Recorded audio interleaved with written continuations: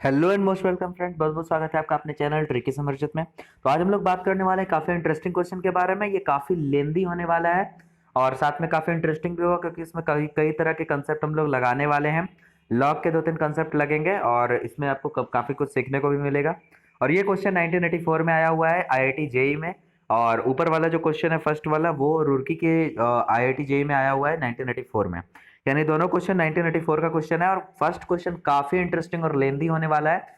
और ये वीडियो भी ऑब्वियस सा बात है थोड़ा लेंदी हो जाएगा, तो आप बिल्कुल स्किप मत करना वीडियो को, काफी इंटरेस्टिंग है और आपको कुछ ना कुछ जरूर सीखने को मिलेगा इस क्वेश्चन से। तो चलिए वीडियो को स्टार्ट करते हैं। और दोनों का दोनों क्वेश्चन 1984 का है, तो काफी पुराना क्वेश्चन है और इंटरेस्टिंग भी है साथ में। तो चलिए जो पहला क्वेश्चन है वो देख लेते हैं। तो जो पहला क्वेश्चन है वो है log cos x to the base sin x into log sin x to the base cos x inverse है उसका, और plus sine inverse 2x plus by 1 plus x square है। तो इसमें आगे फर्दर बढ़ने से पहले मैं आपको कुछ कंसेप्ट बता देना चाहता हूँ लॉग का, जो इसमें हम लोग इस्तेमाल करने वाले हैं। तो पहला जो रूल होगा वो होगा बाई रूल, BAE रूल। ये क्या होता है? ये होता है B से यहाँ पे आपका बेस हो जाएगा, और A से हो जाएगा आर्गुमेंट, और E से हो जाएगा एक्सचेंज। अब बेस और आर्गुमेंट क्या होता है ये सब के ऊपर मैं थोड़ा सा आपको इंट्रोडक्शन दे देता हूँ। और अगर आपको डिटेल में पढ़ना है तो आप मेरे चैनल पे जाके विजिट कर सकते हो। आपको उस लॉगरिथमिक नाम से एक प्लेलिस्ट मिल जाएगा, वहां से आप जाके विजिट करके देख सकते हो। और देख लो यहाँ पे बेस और आर्गुमेंट क्या होता है। तो लॉग बी और ए, तो जो बी लिखा हुआ है ना वो बेस में लिखा हुआ है, उसको हम लोग बेस बोलते हैं। और जो ए लिखा हुआ है वो आर्गुमेंट लिखा हुआ है, ठीक है, तो उसको हम लोग आर्गुमेंट बोलेंगे। तो यहाँ पे लॉग बी बेस हो गया और ए आर्गुमेंट हो गया। तो यहाँ पे BAE रूल हम लोगों को ये कहता है कि अगर हम कोई भी लॉग का टर्म हमारे पास रहे, उसमें कुछ बेस रहे कुछ आर्गुमेंट रहे, तो अगर हम लोग उसका रेसिप्रोकल निकालते हैं ना, तो रेसिप्रोकल के निकालने के साथ ही उसका बेस और आर्गुमेंट एक दूसरे के साथ एक्सचेंज कर जाता है। यानी बेस बन जाता है आर्गुमेंट और आर्गुमेंट बन जाता है बेस, ऐसा होता है। तो कुछ इस तरह का आपका एग्जांपल में भी देख पा रहे हो, यहाँ पे log b to the base a था, तो हम लोग यहाँ पे log a to the base b कर दिए रेसिप्रोकल निकाल करके। उसी तरह से अगर log cos x to the base sin x का अगर हम लोग चेंज करना चाहें तो क्या कर सकते हैं? 1 बाय log cos x बन जाएगा बेस में, sin x के बदले cos x लिख देंगे, cos x के बदले sin x लिख देंगे, आर्गुमेंट में sin x लिखा जाएगा। चलो, तो एक ये प्रॉपर्टी का इस्तेमाल हम लोग इस क्वेश्चन में करने वाले हैं। एक और प्रॉपर्टी है जिसको हम लोग बेस चेंज प्रॉपर्टी कहते हैं। यानी कोई भी लॉग लिखा हुआ है अगर उसका बेस चेंज करना है तो कैसे करेंगे? जैसे ऊपर वाले अभी एग्जांपल में हम लोग एक ए बेस था, दूसरे में साइन एक्स बेस था। अगर इन दोनों का बेस चेंज करना है, कुछ और लिखना है, जैसे 10 लिखना है बेस में, तो कैसे चेंज करेंगे उसके बारे में यहाँ पे पढ़ाई हम लोग सीख लेंगे। यहाँ पे देख लो। तो यहाँ पे क्या होता है कि अगर बाय चांस आपके पास दिया रहे log b to the base a, अगर इसका बेस चेंज करके आपको x लगाना है बेस में, तब आप क्या करोगे? यहाँ पे आप लिखोगे log b by log a, और दोनों के साथ जो भी बेस लगाना है वो यहाँ पे हम लोग लिख देंगे। तो x लगाना है बेस, तो हम लोग यहाँ पे x लिख देंगे, ठीक है, दोनों के साथ। तो वही करते हैं, बेस वाला जो टर्म रहता है उसको नीचे लॉग के साथ, और आर्गुमेंट वाला टर्म ऊपर में लॉग के साथ, और दोनों में जो भी हम लोग डिजायरेबल बेस रहता है वो हम दोनों में लगा देंगे। अब पहले में मैंने बता दिया है कि यह वाला जो क्वेश्चन है वो काफी लेंदी जाने वाला है, इसलिए मैं इसे दो पार्ट में डिवाइड कर देता हूँ। पहला पार्ट हम लोग लॉग वाला ले लेंगे, दूसरा वाला इनवर्स वाला। तो पहले पार्ट को m मान लेते हैं। तो m इज इक्वल टू हो गया आपका जो गिवन है लॉग का टर्म, वो यहाँ पे मैं लिख दे रहा हूँ। ये आपका हो जाएगा पहला term log cos x to the base sin x। और अगर आपको लगता है कि वीडियो थोड़ा स्लो है तो आप वीडियो को फास्ट करके देख सकते हो, 1.25 या 1.5 की स्पीड में देख सकते हो। और अगर आपको लगता है कि स्लो है तो आप 0.5 0.25 में भी देख सकते हो वीडियो को। आप अपने हिसाब से स्पीड को मैनेज कर सकते हो। बाकी देख लो m इज इक्वल टू ये वाला चीज लिखा हुआ है। अब इस ये इनवर्स लगा था तो इसको तो 1 by log cos x log sin x to the base cos x तो लिख ही सकते हैं।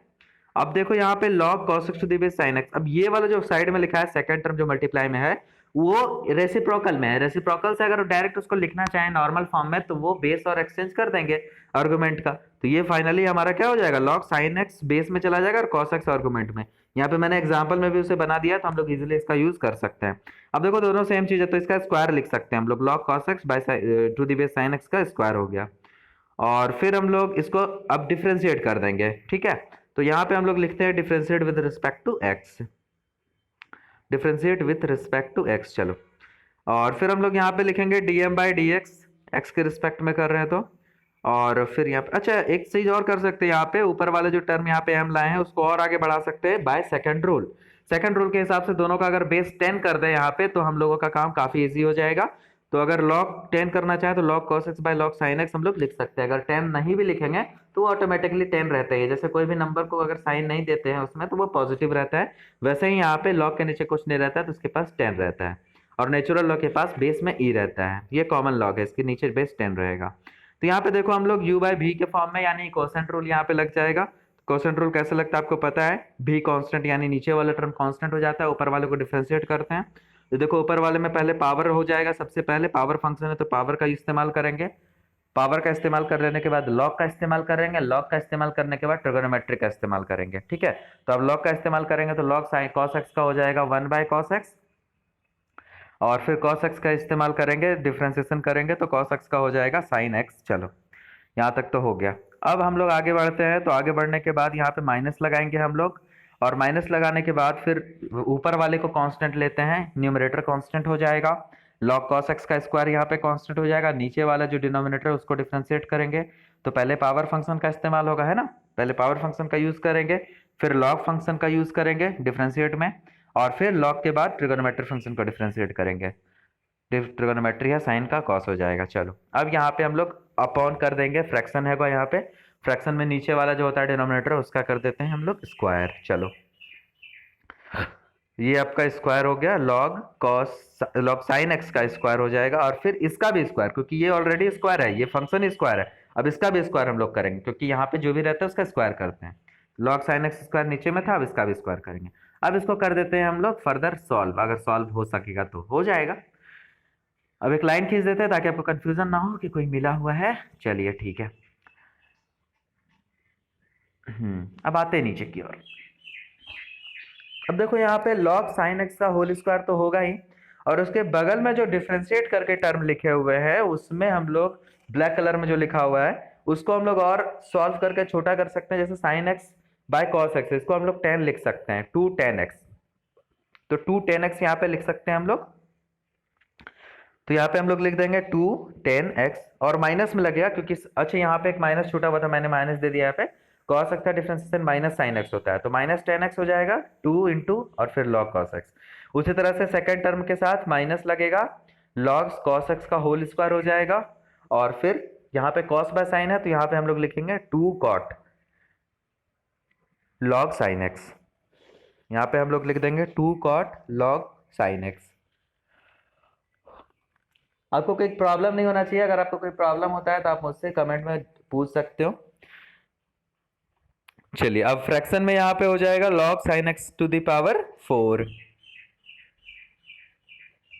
यहाँ पे हम लोग log sin x to the power 4 लिख देंगे। ठीक है, ये चीज आपका हो गया।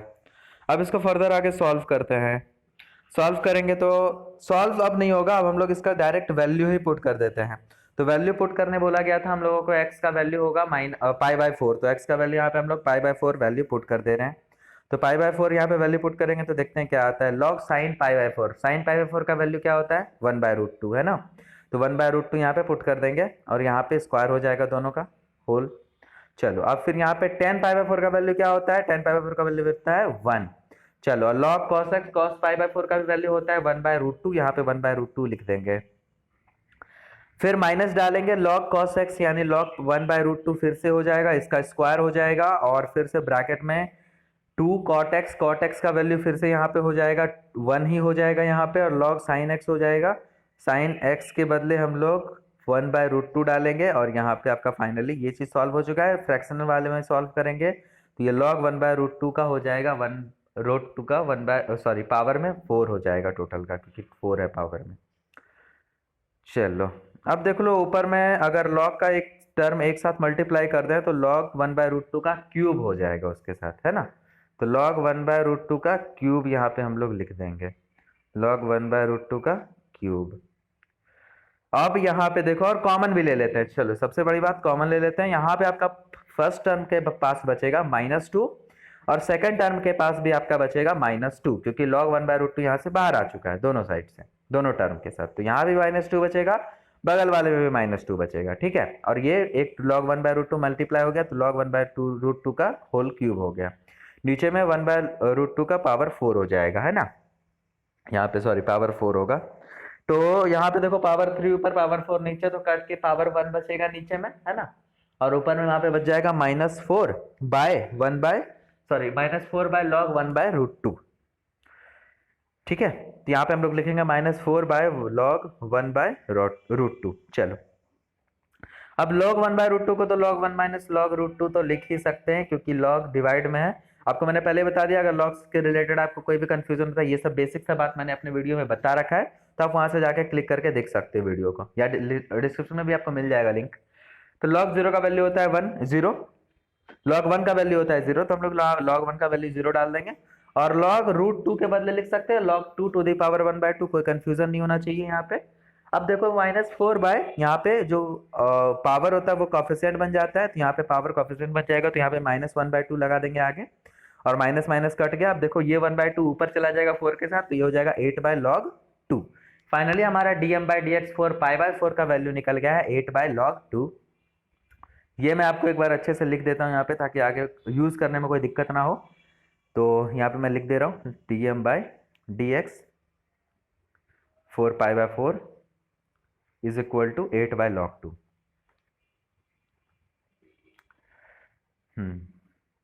चलो ये चीज हो चुका है। इसको इक्वेशन 1 भी मान सकते हैं हम लोग अगर चाहो तो। और फिर सेकेंड टर्म का बात करें तो p हो जाएगा हमारा, p आपका टर्म हो जाएगा sine inverse 2x by 1 plus x का स्क्वायर। तो sine inverse 2x by 1 plus x का स्क्वायर हो गया। ये हो जाएगा आपका p का वैल्यू। अब इसको हम लोगों को करना है डिफरेंशिएट।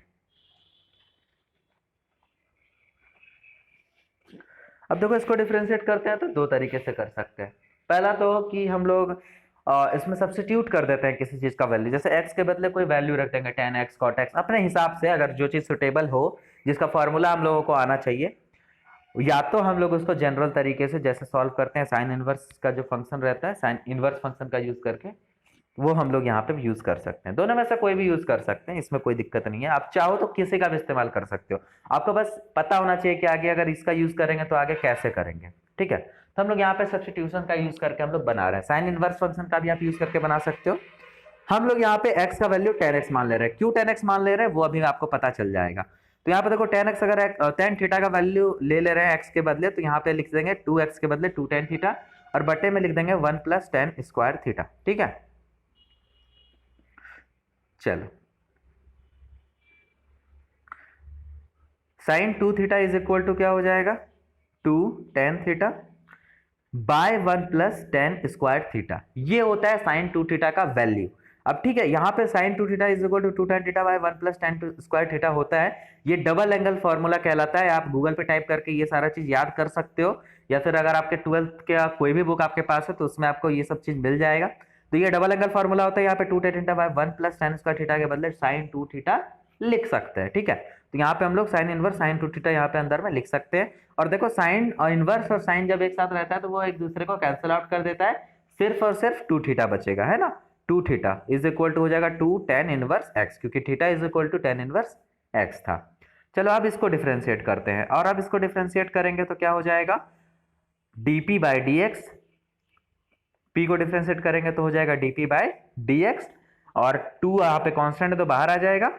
tan इनवर्स x का हो जाएगा 1 by x square, 1 by 1 plus x square is equal to 2 by 1 plus x square. ठीक है, तो हम लोग इसका वैल्यू पुट करेंगे यहाँ पे। ठीक है, तो dp बाय डी एक्स 4π/4 यहाँ पे वैल्यू पुट करेंगे तो क्या हो जाएगा, 2 बाय 1 प्लस π/4 का स्क्वायर, π/4 का स्क्वायर हो जाएगा।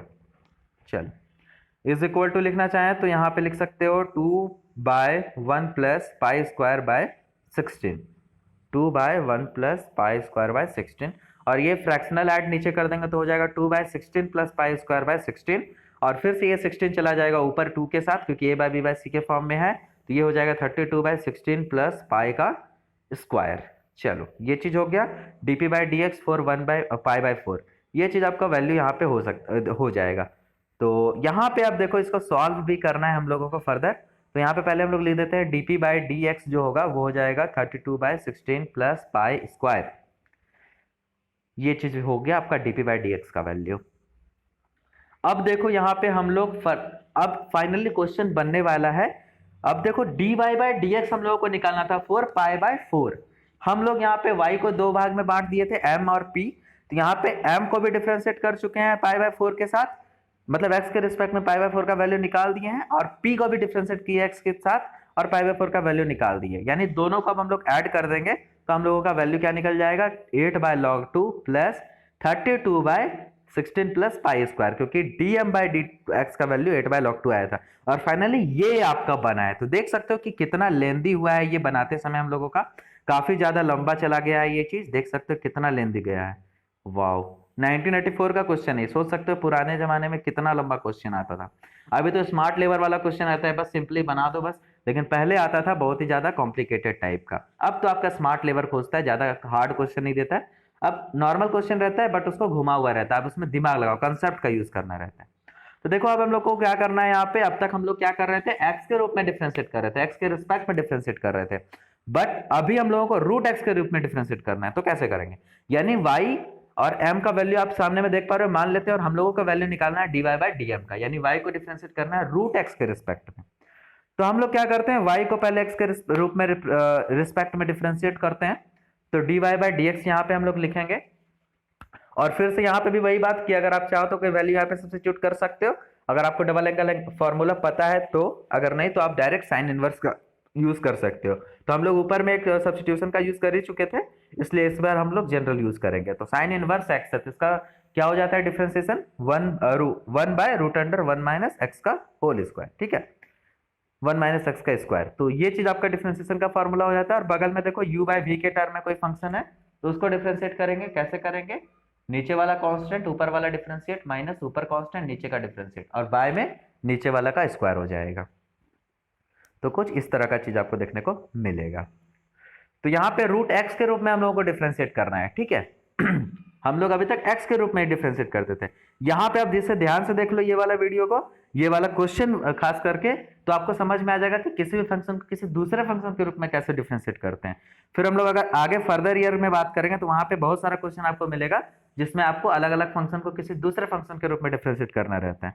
अब देखो इसे हम लोग आगे सॉल्व कर देंगे, तो यहाँ पे देख सकते हो 1 + x² हो जाएगा, एलसीएम ले लेंगे, फिर यहाँ पे फ्रैक्शनल ऐड करेंगे तो आपको इस तरह का कुछ टर्म देखने को मिलेगा। फिर यहाँ पे मल्टीप्लाई करेंगे तो ये हो जाएगा -1 - x -1 + x, ठीक है, ये चीज। और बाय में हो जाएगा यहाँ पे 1 + x का होल स्क्वायर, और x यहाँ पे हम लोग कट कर देंगे, ठीक है, ये चीज हो गया। अब देख सकते हो यहाँ पे जो फर्स्ट टर्म है यहाँ पे, तो इसमें देखो रूट अंडर के सबसे नीचे 1 + x का होल स्क्वायर है रूट अंडर पे, तो रूट और स्क्वायर एक दूसरे को कैंसिल आउट कर देगा, और हम लोग इस वाले टर्म को ऊपर ले जाएंगे क्योंकि ये a बाई बी बाई सी के फॉर्म में है। तो इस वाले टर्म को अगर ऊपर ले जाएंगे तो यहाँ पे लिख सकते हैं 1 + x, ठीक है, क्योंकि रूट भी था स्क्वायर भी था, तो एक दूसरे को कैंसिल आउट कर देगा। अंदर में क्या बचेगा, अंदर में बचेगा 1 + x का होल स्क्वायर -1 - x का होल स्क्वायर, ठीक है, कुछ ऐसा चीज बचेगा। तो इसको हम लोग आगे चाहे तो फर्दर सॉल्व कर सकते हैं a + b के होल स्क्वायर में भी, या फिर आप देख सकते हो a² - b² के जैसा भी दिख रहा है, आप जैसा भी चाहो सॉल्व कर सकते हो इसको। तो मैं यहाँ पे ज्यादा आसान हो जाएगा, मैं यहाँ पे a + b का होल स्क्वायर में दोनों को सॉल्व कर दे रहा हूँ।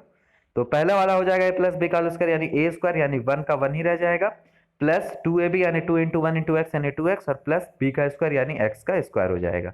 माइनस करेंगे 1 - x का होल स्क्वायर हो जाएगा, यानी 1² + b² - 2ab हो जाएगा, ठीक है। और बगल में देखो क्या बचेगा, -2/1 + x का होल स्क्वायर, ठीक है, ये चीज। अब देखो नीचे वाले में बहुत सारे टर्म आपको कटेगा, अब इसको एक्सपेंड करेंगे साइन चेंज करके, साइन ब्रैकेट हटाना होगा। तो 1 + 2x - x² + x² -1 - x² + 2x हो गया, ठीक है। चलो यहाँ पे देख सकते हो 1 - 1 x² - x², ये दोनों कट गया। इधर में बचेगा आपका -2/1 + x², और फिर यहाँ पे फर्दर ये भी कट कर सकते हैं हम लोग, 1 + x, यहाँ पे 1 + x का स्क्वायर है, तो इसको भी हम लोग आगे कट कर सकते हैं।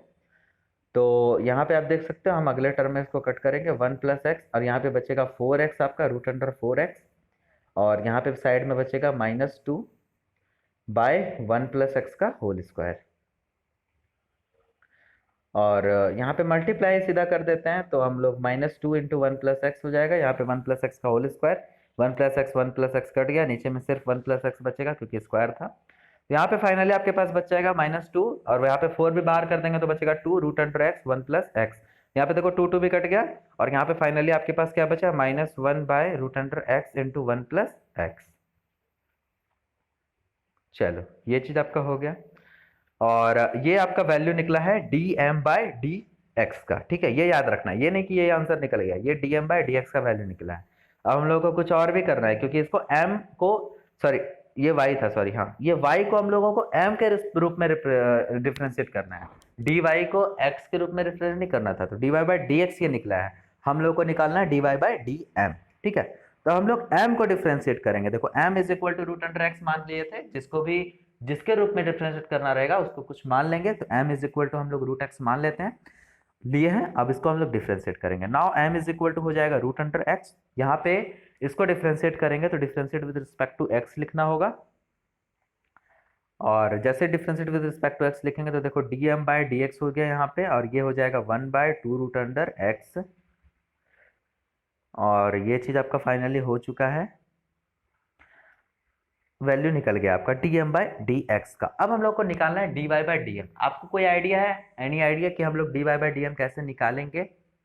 अब हम लोग क्या करते हैं, डिवाइड कर देते हैं। डिवाइड करने से आपका वैल्यू निकल जाएगा। देखो कैसे निकलेगा, जब भी ऐसा क्वेश्चन आएगा आप ऐसे ही करोगे, dy बाय dx डिवाइड करेंगे अगर dm बाय dx से, तो देखो dx dx दोनों के नीचे कट जाएगा, बचेगा क्या, dy बाय dm, और उसी का वैल्यू हम लोगों को चाहिए। हम लोग क्या करेंगे, डिवाइडिंग 1/2, डिवाइडिंग 1/2 कर देंगे, और यहाँ पे आप देखो डिवाइडिंग 1/2 करेंगे तो क्या हो जाएगा, dy बाय dx लिखेंगे यहाँ पे, और फिर इसके नीचे लिखेंगे बाय में dm by dx, dm by dx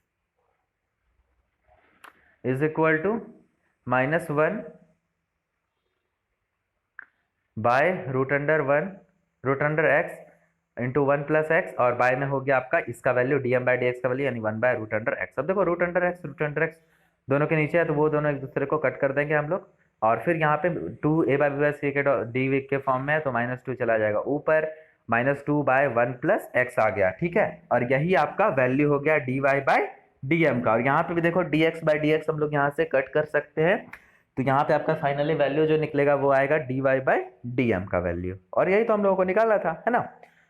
तो dy बाय dm का वैल्यू निकल गया आपका -2 बाय 1 प्लस एक्स, और फाइनली ये क्वेश्चन आपका बन चुका है, और आप देख सकते हो यही आपको निकालना था। यहाँ पे dy बाय dm का ही वैल्यू आप लोगों को निकालना था, और वो वैल्यू हम लोग यहाँ पे निकाल चुके हैं, -2 बाय 1 प्लस एक्स, और फाइनली ये क्वेश्चन आपका बन चुका है, डन हो गया।